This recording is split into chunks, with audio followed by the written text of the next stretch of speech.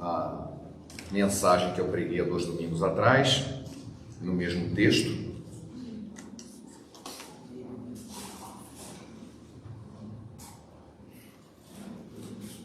Naquela vez, nós falamos sobre muro.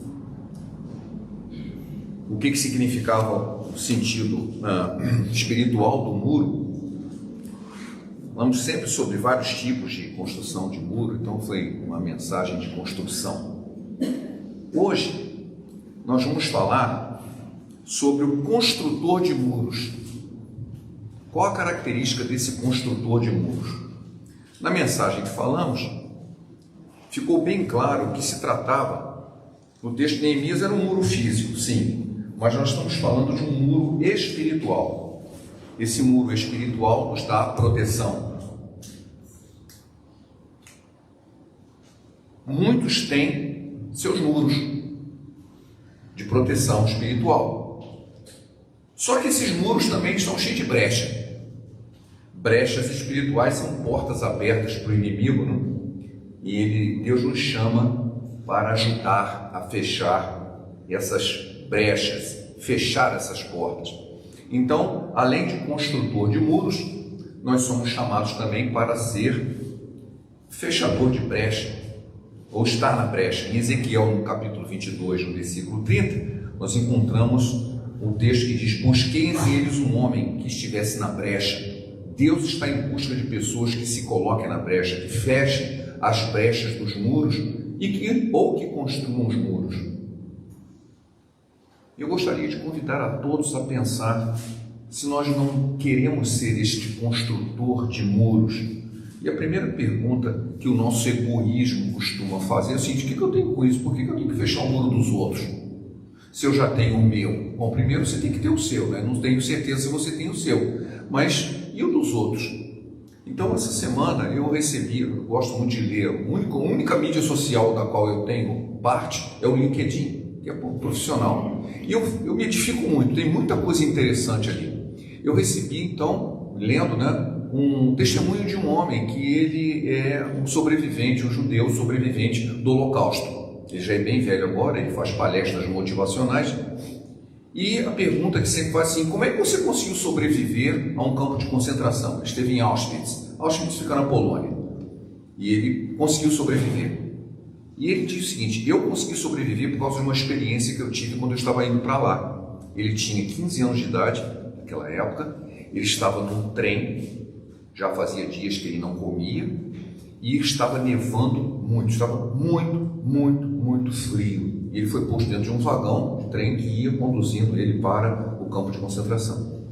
E ao entrar no vagão, ele viu um homem, um velhinho, que estava tremendo de frio, e o homem ia morrer de frio. Ele se sentou junto com o homem e começou a incentivá-lo, e começou a esfregar as mãos do homem, esfregar não apenas as mãos, mas os braços, e incentivar-se: não desista, você vai sobreviver. E ficou esfregando ele e tentando animá-lo, dando suporte para ele, abraçando ele a noite toda. Disse que quando ele acordou de manhã, o trem inteiro estava morto. Todas as pessoas que estavam naquele vagão tinham morrido de frio, menos eles dois. E disse: sabe por que nós dois não morremos? Porque eu estava aquecendo ele, e ao aquecer ele, eu me aqueci. Então eu descobri que na nossa vida, nós nos edificamos ao aquecer os outros. Nós estamos nos aquecendo juntos. Então eu digo que quando nós construímos um muro espiritual para alguém, nós estamos também edificando o nosso. Se nós já temos o nosso, ele está ficando mais forte, está ficando mais alto e mais espesso. É um muro de grande proteção.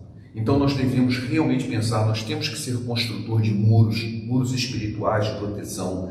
Nós temos que ser realmente as pessoas que vão reparar as brechas, para não deixar que o inimigo encontre ocasião para destruir a vida espiritual e física das pessoas. E no livro de Neemias, que é um livro que fala sobre a construção do muro, ele constrói o muro de Jerusalém, nós encontramos as características fundamentais de um homem que é usado por Deus para construir esses muros. Eu convido você a ficar com a sua Bíblia aberta, principalmente no capítulo 1 de Neemias, e nós vamos ler à medida que a gente for meditando. Porque a primeira característica de um construtor, um reparador de muros, é ter o coração sensível aos problemas que estão à sua volta. Vamos ver o que está escrito em Neemias capítulo 1, versículo 4. Chegaram, vamos ler também no versículo 3, disseram-me, alguém chegou aonde ele estava, Babilônia, vindo de Jerusalém, e disseram-me, os restantes que não foram levados para o exílio se acham lá na província, estão em grande miséria e desprezo. Os muros de Jerusalém estão derrubados e as suas portas queimadas. Versículo 4. Tendo eu ouvido essas palavras, assentei-me e chorei e lamentei por alguns dias, e estive jejuando e orando perante o Deus dos céus. O que aconteceu? Ele ouviu uma notícia ruim, mas não era ruim com ele, era ruim com o povo que tinha ficado por lá. Ora, Neemias era o copeiro do rei. Quando a gente fala do copeiro, a gente tem uma ideia assim, o cara é só um copeiro. Não, o copeiro do rei é uma posição extremamente importante naquela época. Ele vivia na corte, ele tinha acesso direto ao rei. Ele comia a mesma comida do rei e bebia a mesma bebida do rei. Como assim? Um copeiro? O problema, meus queridos, é que naquela época, e ainda hoje não tem alguns lugares que é assim, costumavam se envenenar as pessoas que estavam em alta posição, os reis. Vários reis foram envenenados. Então todo rei desconfiava, para não ser envenenado, ele tinha alguém que comia a comida antes, para ele não ser morto de surpresa. Então, se tivesse que ser envenenado, quem era envenenado era o copeiro.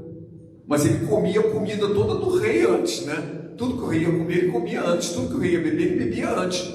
Em José do Egito fala a mesma coisa. O copeiro também estava preso com José. Ele tinha feito alguma coisa, mas foi parar na cadeia. Lembram disso? Lá no livro de Gênesis já falava sobre isso. Mas nesse caso aqui, Neemias, ele era o copeiro do rei da Babilônia. Ele vivia na corte.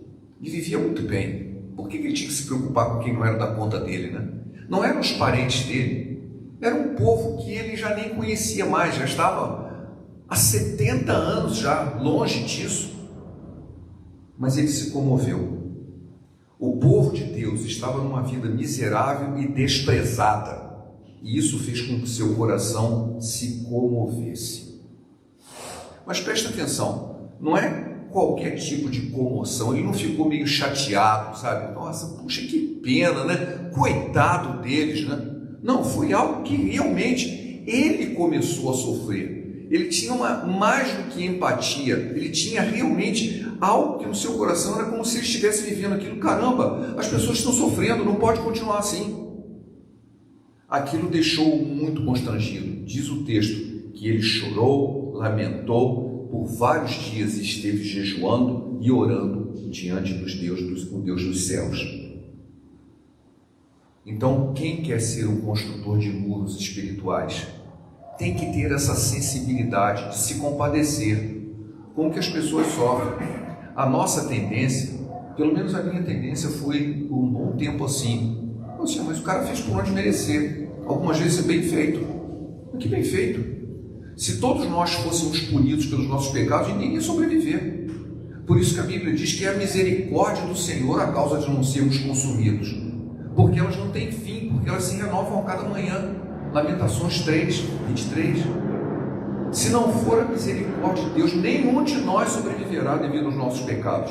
Por que a gente acha que não tem que ter compaixão por alguém que está sofrendo, mesmo que seja devido aos seus pecados? Isso nos devia constranger. Se eu tenho esse coração que se constrange com isso, então estou pronto para ser um construtor de muros, um reparador de brechas. Muita gente, e eu faço uma separação, eu conheci uma pessoa que era uma pessoa horrível durante a semana. Aí no fim de semana ela procurava uma instituição de caridade para fazer caridade e ajudar as outras pessoas. E durante a semana era pior, era um demônio. Por que ela fazia caridade? porque era uma forma de expiação da própria culpa. Ela fazia maldade a semana inteira, no fim de semana ia praticar, entre aspas, caridade, o bem, para expiar a sua própria culpa. Não é desse tipo de gente que eu estou falando. Não é isso que Deus está à procura. O construtor de muros do Senhor, que repara brechas espirituais, ele não faz isso pela própria culpa, mas ele faz porque o Senhor o toca o coração e diz assim: eu quero ajudar, eu preciso fazer alguma coisa por alguém que está sofrendo, ou às vezes por mim mesmo. Uma segunda estratégia de Deus para esse tipo de gente, e esse tem um coração preparado para isso, é uma busca intensa na presença de Deus. Versículos de 6 a 10 do capítulo 1 diz o seguinte, aliás, vamos começar no 5. Então disse: Senhor, Deus dos céus, grande e temível, que guardas a aliança e misericórdia para com aqueles que te amam e guardam os teus mandamentos. Estejam, pois, atentos os seus ouvidos e os teus olhos abertos para acudires à oração do teu servo, que hoje faço na tua presença, dia e noite, pelos filhos de Israel, teus servos, e faço confissão pelos pecados dos filhos de Israel, os quais temos cometido contra ti, pois eu e a casa do meu pai temos pecado, temos procedido de todo corruptamente contra ti, não temos guardado os mandamentos, nem os teus estatutos, nem os juízos que ordenaste a Moisés. Lembra-te da palavra que ordenaste a Moisés teu servo, dizendo: se transgredir, eu vos espalharei por entre os povos, mas se vos converterdes a mim e guardardes os meus mandamentos e os cumprirdes, então, ainda que os vossos rejeitados estejam pelas extremidades do céu, de lá eu os ajuntarei e os trarei para o lugar que tenho escolhido para lhe fazer habitar o meu nome. Que tremendo! O que ele fez? O servo do Senhor, ele não apenas se compadece, ele ora intensamente, dia e noite. Mas ele ora pelo quê? A primeira coisa, isso não é somente aqui no texto, vamos ler um outro texto também que fala sobre isso. Dentro dessa oração inclui a confissão de pecados. Ele confessou os próprios pecados. Se eu pequei, os meus pais pecaram, aquele povo lá pecou também. Ele poderia dizer: eu não tenho nada com isso, não fui eu que fiz isso, eu já nasci aqui, quando cheguei aqui já era adolescente, aquele pessoal lá que fez não presta. Não, ele se incluiu, se eu sou culpado também. O povo todo pecou. Mas aí ele se baseou também na sua oração, nas promessas. A oração dele inclui a confissão de pecados e a confiança nas promessas do Senhor. Eu acho interessante, naquele livro que eu gosto muito, tem aqui na nossa biblioteca, O Peregrino, John Bunyan. É considerado um dos livros mais lidos do mundo depois da Bíblia. Ele tem uma passagem que o cristão, que é o personagem protagonista do livro, ele fica preso no castelo da dúvida pelo gigante desespero. Olha aqui a comparação, a alegoria. Preso no castelo da dúvida pelo gigante desespero. E ele descobre que ele tem uma chave que abre todas as portas, a chave das promessas. E com essa chave ele abre a porta de onde ele estava preso e foge, e vai embora, e continua sua trajetória como cristão rumo ao céu, porque ele tinha uma chave, a chave que abre todas as portas, a chave das promessas. Foi exatamente o que Neemias fez. Ele orou confessando os seus pecados, confessando os pecados do povo, confessando os pecados daqueles que estavam sofrendo. E disse assim: mas o Senhor prometeu que quando a gente voltasse para o Senhor ia nos abençoar. E mesmo que nós estivéssemos espalhados, o Senhor ia nos juntar. E ele então, confiado na promessa, ele ora. Não é a primeira vez que a gente vê isso. No livro de Daniel, no capítulo 9, muita gente sabe que Daniel é um homem de oração, e nós sabemos que é. Daniel é um homem de oração. Ele orava 3 vezes por dia. Você consegue orar 3 vezes por dia? Sim. Você ora pelo quê? Tem tanta oração assim, Já teve essa experiência? Alguns anos atrás, vários anos atrás, eu comecei a frequentar uma reunião de oração. As irmãzinhas de oração. E elas oram em voz alta. Eu não costumo orar em voz alta, não tem problema nenhum em orar ou em voz alta ou em silêncio, né? O importante é estar na presença do Pai. E eu ficava impressionado, porque elas ficavam 1 hora orando em voz alta, sem parar. A primeira vez eu levei até um susto, né? Quando você fica 15 minutos, já acabou tudo que tinha que falar. Ela ficava 1 hora orando. 1 hora orando. Pelo quê? Ela pedia por todo mundo, detalhava os problemas de cada pessoa. Eu vi algumas pessoas orar pelos mendigos que tinham em frente à igreja e pediam por todos. Detalhadamente ela pedia por várias pessoas, pessoas às vezes que ele nem conhecia. Isso é orar. Sobre o que Daniel orava tanto? Então eu vou ler aqui, porque está escrito a oração dele aqui. 9:17. Agora, pois, ó Deus nosso, ouve a oração do teu servo e as suas súplicas, e sobre o seu santuário assolado, faz resplandecer o seu rosto por amor do Senhor. Inclina, ó Deus meu, os ouvidos e ouve, abre os olhos e olha para a nossa desolação e para a cidade que é chamada pelo teu nome, porque não lançamos as nossas súplicas perante a face, fiados em nossas justiças, mas em tuas misericórdias. Senhor, ouve, perdoa e atende-nos. Age e não te retardes, por amor de ti, ó Deus, pela cidade do teu povo, que são chamados pelo teu nome. Falava eu ainda, e orava, e confessava o meu pecado, e o pecado do povo de Israel, e lançava a minha súplica perante a face do Senhor meu Deus, pelo monte santo do meu Deus. Aí ele continua dizendo que um anjo apareceu para ele para responder. Não cabe aqui na mensagem de agora. O que ele estava orando? Ele estava orando pelos pecados dele, pelos pecados do povo, e estava suplicando ao Senhor que se lembrasse, e ele diz claramente, não é pelos nossos méritos, nós precisamos da tua misericórdia. Essa é a oração que a gente pode fazer todo dia. Senhor, se não for a tua misericórdia, nós não sobreviveremos. Renova a tua misericórdia sobre o teu povo, renova a sua misericórdia sobre a minha vida, renova a tua misericórdia sobre aquela pessoa com quem eu estou orando, estou pedindo, estou tentando ajudar, estou tentando edificar um muro.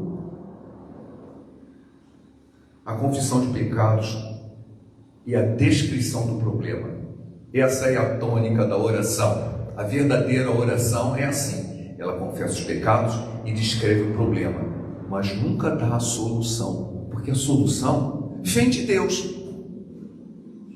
Estava vindo de manhã conversando com a Tia, e eles estavam falando assim, olha, eu ouvi uma mensagem sobre isso. Quando Deus responde uma oração, Ele responde nos termos dele e não nos seus.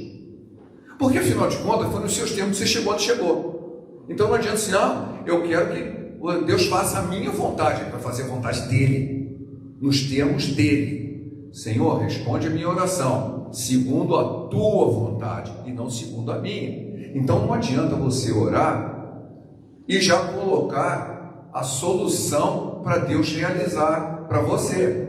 Você tem que colocar o problema e confessar a sua vida diante de Deus. A solução é Ele quem vai dar. O que você deve pedir é que você deve ter discernimento espiritual para entender o agir de Deus. Porque muitas vezes Ele já age contra a nossa vontade, mas ainda assim é o melhor para nós. É o melhor para nós. E por isso, a terceira parte do verdadeiro construtor de muros, daquele que é um reparador de brechas, ele está atento ao agir de Deus. Quando Neemias orou, ele tinha nenhuma ideia como é que ele ia consertar, ele era o copeiro do rei. O que ele podia fazer para consertar um muro que de uma cidade distante, longe pra caramba lá? Como é que eu posso fazer? Porque eu vou orar. Senhor, tem misericórdia do povo, confesso os pecados. E olha o que acontece. Ele ficou atento, ficou bastante atento. No capítulo 2 de Neemias, vamos começar no versículo. Tá bom, vai começar no versículo 1 para a gente ter o contexto. Vai. No mês de Nissan, no ano 20º do rei Artaxerxes, uma vez posto o vinho diante dele, ou seja, ele levou o vinho para o rei, o vinho que ele já tinha provado antes, eu o tomei para oferecer e lhe dei. Eu o tomei, bebeu o vinho, e também ofereceu para o rei. Ou seja, ele bebe antes para saber que o vinho não está envenenado, né? e lhe dei. Ora, eu nunca antes estivera triste diante dele. Mas ele não estava triste para fazer figura ali. Ele estava triste há vários dias, orando e jejuando. O rei me disse: por que está triste o teu rosto, se não estás doente? Tem de ser tristeza do coração. Então temi sobremaneira. Mas o rei não gostou de eu estar triste. Lembra lá de José do Egito? O que aconteceu com o copeiro do rei? Ele mandou decapitar o rei, né? Mandou decapitar o copeiro, né? Eu temi sobremaneira e lhe respondi: viva o rei para sempre. Como não me estaria triste o rosto se a cidade onde estão os sepulcros dos meus pais está assolada e tem as portas consumidas pelo fogo? Disse-me o rei: que pedes agora? Ó, o rei abriu a porta. Você está triste? O que eu posso fazer por você? O que você está pedindo? Ele viu a oportunidade. Fez o quê? Orou. Então orei ao Deus dos céus. A oportunidade surgiu. Ele vinha orando por ela. Não deu solução. A solução veio. De repente apareceu uma oportunidade. O Senhor abriu a porta. O que ele fez? Ele novamente orou. E disse ao rei: se é do agrado do rei, e se o teu servo acha mercê em tua presença, peço-te que me envies ajudar a cidade do sepulcro dos meus pais, para que eu a reedifique. Então o rei, estando a rainha sentado junto dele, me disse: quanto durará a tua ausência? Quando voltarás? Aprove ao rei enviar-me e marquei um certo prazo. Eu não vou continuar lendo o texto, os irmãos podem ler depois. O rei não mandou ele só, mandou uma caravana com um monte de coisa, um monte de material para ele poder trabalhar. Ele foi com uma caravana junto. Isso é Deus abrindo a porta. Isso é Deus cumprindo a promessa. Ele havia orado e no momento certo, Deus abriu a porta, no momento certo que a gente chama de Kairos, né? O tempo de Deus. O tempo de Deus. E ele soube agir, ele orou. Eu vi uma música muito famosa que diz que, né, toda promessa passa pelo teste do tempo. Deus nos prova, porque nós temos que esperar o momento dele agir.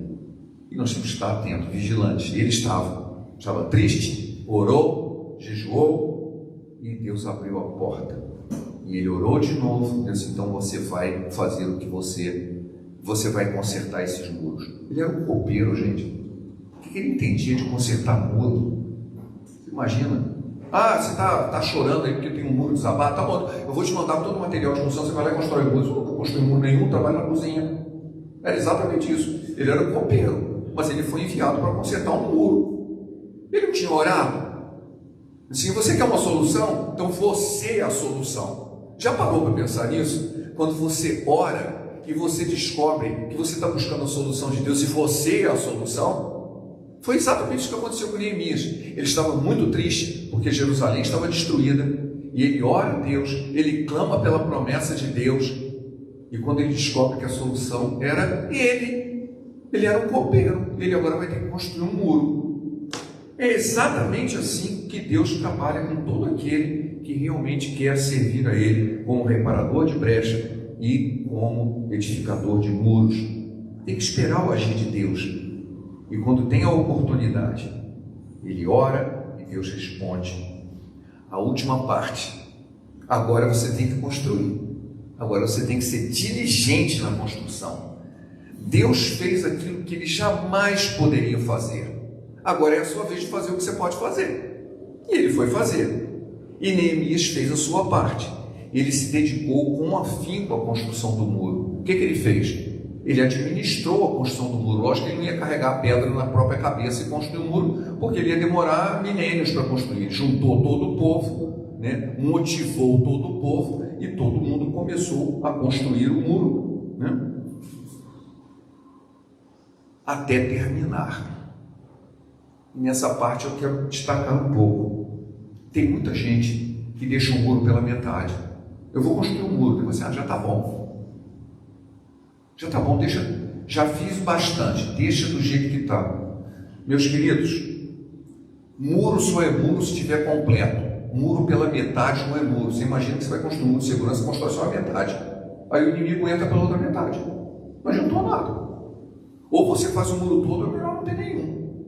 Porque se tem um muro e ele só tem a metade, o inimigo entra pela outra metade. O muro tem que ser completo.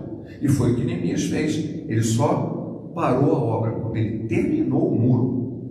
E sem brechas. Não pode deixar as brechas. Tem que terminar de construir um muro. Tinha todo um processo. A primeira fase, isso tem um cunho espiritual. A primeira fase é tirar o entulho. O muro que já tinha estado lá, estava derrubado, estava cheio de pedra, né? Todo espalhado. Tinha que remover o entulho, remover o pecado. Eu preciso tirar o pecado da minha vida. A segunda fase, eu tenho que cavar e reformar as bases. Eu tenho que basear na palavra de Deus. A terceira fase é a edificação do muro, que é o processo de santificação. Nossa, fácil, né? Vamos fazer. Aí você descobre que tem uma porção de empecilhos, um monte de gente, um monte de forças contrárias que você edifica o muro. Para Neemias não foi diferente. Ninguém estava aplaudindo ele, pelo contrário. Vários inimigos se levantaram e tentaram impedir que ele fizesse o muro. Apareceu várias pessoas para atrapalhar. Numa delas, que é muito conhecido o texto de Neemias, né, que está em Neemias capítulo 6, um tal de Sambalate, começou a perturbar lá e queria marcar um encontro. Na verdade era uma traição, provavelmente ele seria morto se ele tivesse ido naquele encontro, né? E ele disse, não, vamos fazer uma reunião aqui, vem cá que eu quero conversar. E a resposta dele, a resposta de Neemias, é muito famosa, porque é a resposta que tem que estar no nosso coração o tempo todo. Ele manda dizer para o sujeito, né? Enviei-lhes mensageiros, está em Neemias capítulo 6, versículo 3. Estou fazendo uma grande obra, de modo que não poderei descer. Por que cessaria a obra enquanto eu deixasse para vos ter convosco? Estou ocupado, estou fazendo uma grande obra. Quando o pecado bater a sua porta, senão estou ocupado. Não tenho tempo para pecar, não. Ah, mas que tal se você gastar um tempinho comigo aqui? Não, estou ocupado, fazendo uma grande obra, estou edificando um muro. Não quero.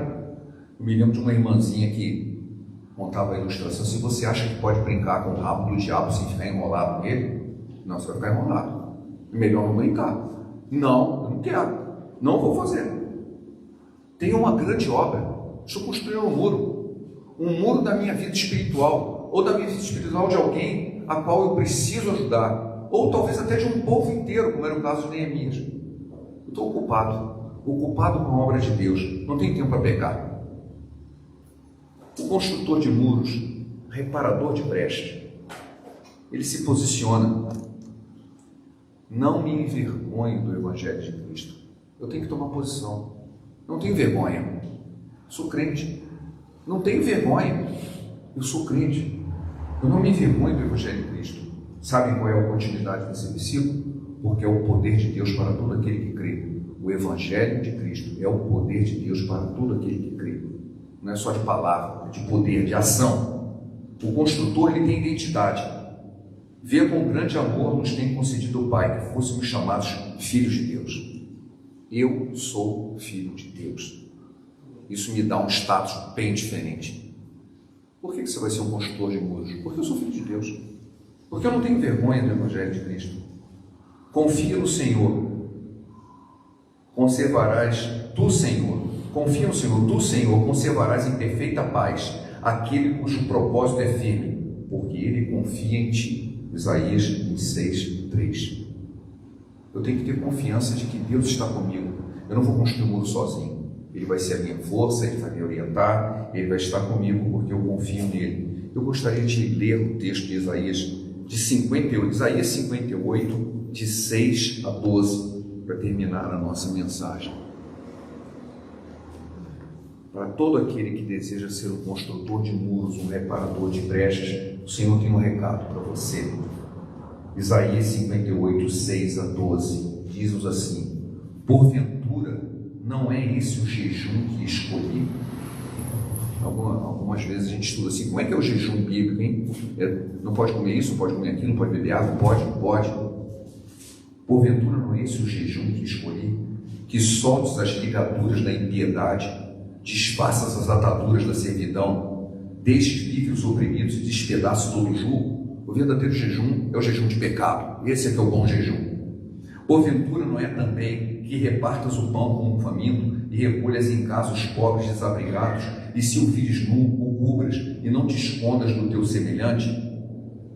Então romperá a luz, a tua luz, como a alva, e a tua cura brotará sem detença, a tua justiça irá diante de ti, e a glória do Senhor será a tua retaguarda. Então clamarás, e o Senhor te responderá, gritarás com socorro, e dirás, eis-me aqui. Se tirares do meio de ti o jugo, o dedo que ameaça, e o falar injurioso, se abrires a tua alma ao faminto, e fartares a alma aflita, então a tua luz nascerá nas trevas, e a tua escuridão será como meio-dia. O Senhor te guiará continuamente, fartará a tua alma, e até em lugares áridos, e fortificará os teus ossos. Será como um jardim regado, e como um manancial, cujas águas jamais faltam. Oh glória! Que bênção!